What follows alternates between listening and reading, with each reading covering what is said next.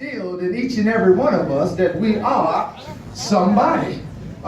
Each and every one of us have come from a long lineage of great achievers. And it's something that you should be proud of. I know in this country, in this United States, they like to try to tell us that we're less than and treat us as such. But we've always managed to rise to the top of whatever we do. Each and every one of us in each and all of the fields that we've gone off into, we've been successful in those things. From each generation, from the very first one of us that came on the shores of America, this is very important for you to understand and appreciate and have an understanding of your legacy, to know where you came from, to know where you have the possibility to go to. Even in the darkest hours of your day, if you know where you come from, you know where you have the possibility to go to. And I'm passionate about that. Because see, in the early 1800s, we don't even know the exact date of that day, but we know that our first ancestor touched these shores.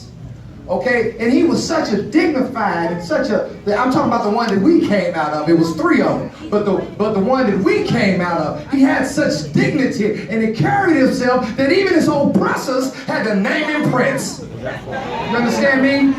You understand me? I hope y'all understand me. You understand? So now, when the oppressor gives you such an accolade, there's something to be said for you. It's something to be said for you. So now, when we go back into it, ain't nothing to be ashamed about reflecting on slavery. Because if you're scared to reflect on that, you're scared to look in the mirror. Better not be scared. So I want to say, Ms.Brown was our first ancestor that came here. He had two brothers, Henry and Titus.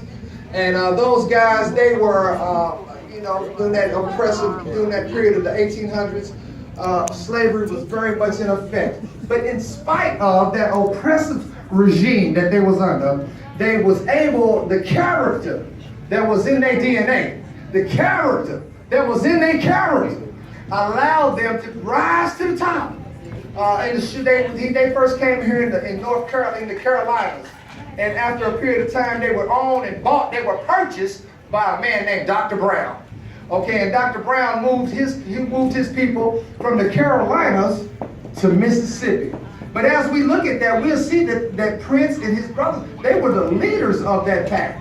They led those people. They was instrumental in forming a city in Mississippi. And in our family reunion, we went there in 1995, New Prospect, I believe that's the name, New Prospect. I wasn't able to attend that particular family reunion, but I know that, the pictures, and I know that they did wonderful things for the inspiration of our family. And I just want to say that as I understand it, because now I was around Uncle Walter, I would have to hear those tales. We have an oral tradition as well as this written one now, but before it was on paper, it was an oral tradition. They passed it down through the generations, and Uncle Walter he kept that tradition. He was the one who had all the information, and so I grew up around him, so I would hear a lot of the stories that he would tell us about the greatness of our family and what we were able to achieve. And so I just want to say that, and then as we go down to that next generation, we come to a man by the name of William Brown. Now, everyone in this room is a descendant of William Brown. If you're part of this Brown family, you're part of that situation. So now, William Brown, let's just talk about my granddaddy, a man that I'm named after, William. My name was William on that 50-foot roll that Lenny them put together. It started off with a William, and it ended with a William. And I'm that one to end it with, so I just feel kind of proud about that. But now, William Brown was a minister in Louisville, Mississippi. And he had one of the biggest churches, period, from my understanding, in that city. Am I right about it, Julie? Is that right? Is that true? Okay, then. So now, somebody ought to be excited. What's wrong with y'all? All right, What's wrong with y'all? Is this thing on?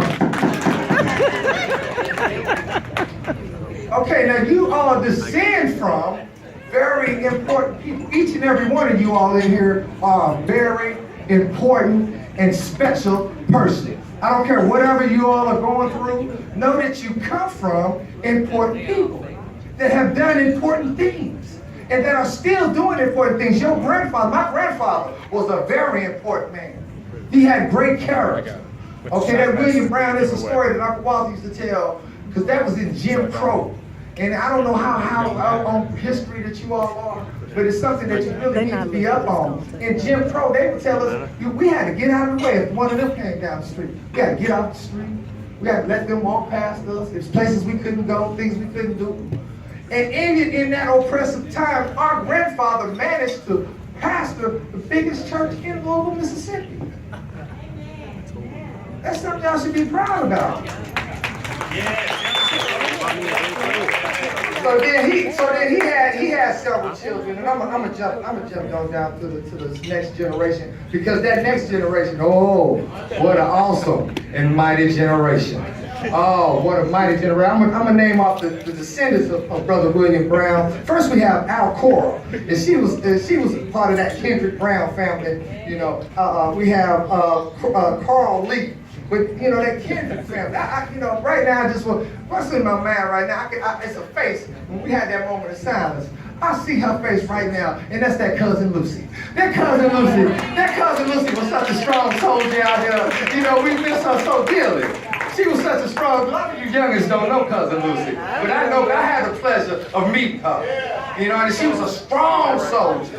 I'm talking about she was a child of God. And I'm talking about she instilled in each and every one of us to love and respect each other.